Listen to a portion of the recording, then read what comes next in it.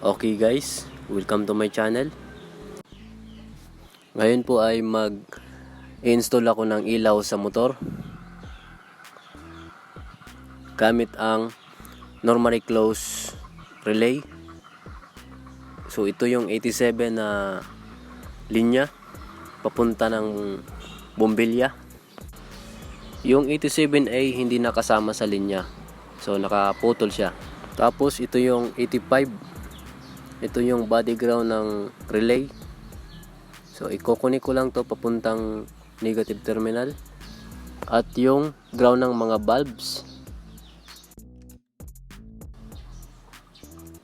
Dito kung ang body ground kasi mas maganda ang connection. Tapos ito naman yung papuntang ignition switch on.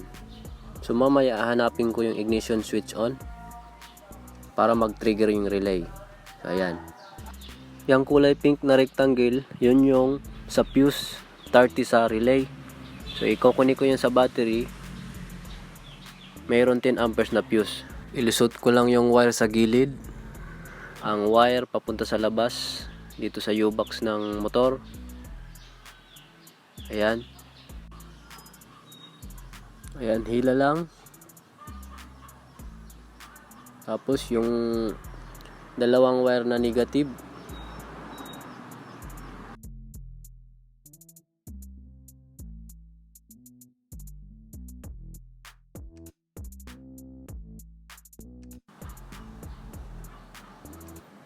okay, hilahin lang yung wire palabas.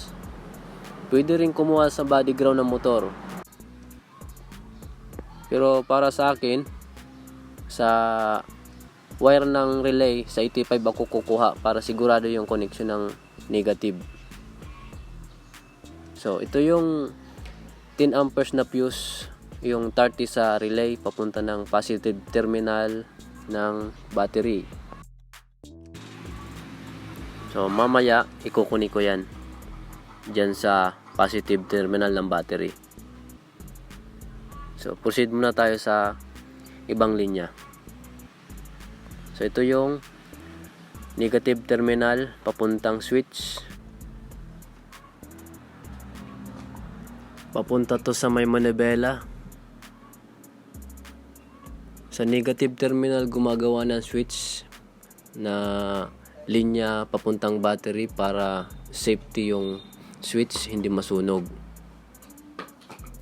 So ayan, lagyan ng electrical tape konti. Ito yung dulo papuntang negative terminal. So mamaya ipapakita ko kung paano maglagay ng double kill switch. So dinikit ko na muna yung mga bulb para i-connect na lang yung mga wire. So ito yung 87 papuntang bulb doon sa likod ng motor. Ayan.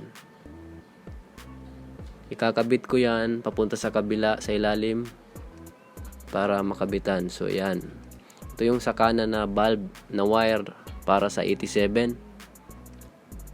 Ito. Pagkatapos nyan, lagyan electrical tape. Ito naman yung sa kabila. 87 na linya. So, nilagay ko lang doon, pinalusot ko sa butas. Papunta doon sa kabila. Ikukunik ko doon sa 87 na supply.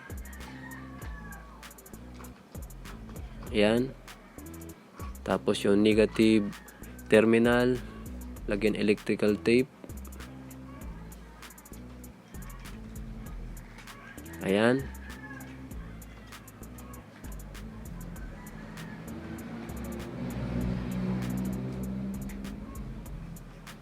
Tapos hanapin ko yung ignition switch on gamit anti-slide.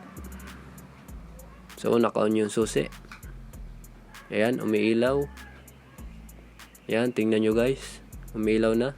Patayin ko yung susi, buhay, patay. Ayan, ito na yung ignition switch on natin. So dito tayo kukunik ng ignition switch papuntang relay. Ayan.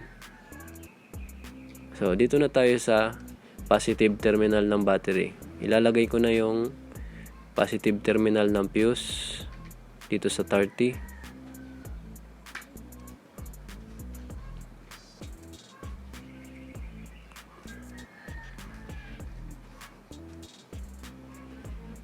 tamang higpit lang. Tapos ilagay ko na yung relay. Lagyan electrical tape yung mga connection.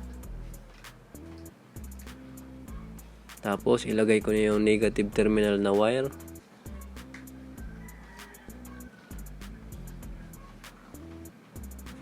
Yan. Tapos lagyan ko ng double kill switch. So ito yung guys, yung switch dito nakatago.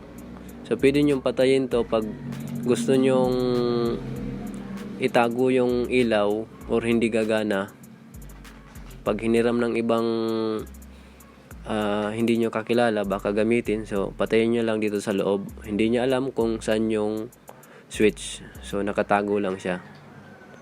Kaya tinawag siyang double kill switch. Kasi meron pa ditong switch sa loob, meron sa labas. Ayan. Tapos i-connect yung sa harapan na bulb, 87.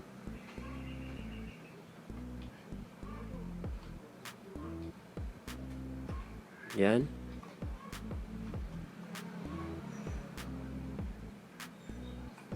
Tapos yung bulb na bilog sa harapan ng motor, i-connect yung 87. Tapos yung body ground din. Yan. Yung 87, dapat maayos yung pagkakalagay ng electrical tape para pag dumikit man yun sa ground ng motor, hindi siya magkakaroon ng short. Yan. Yan guys, tapos na po. Huwag kalimutang mag-subscribe sa channel ko. At i-click na rin ang notification bell para updated kayo sa mga bagong uploads. Sana po ay may natutunan kayo sa video kong ito.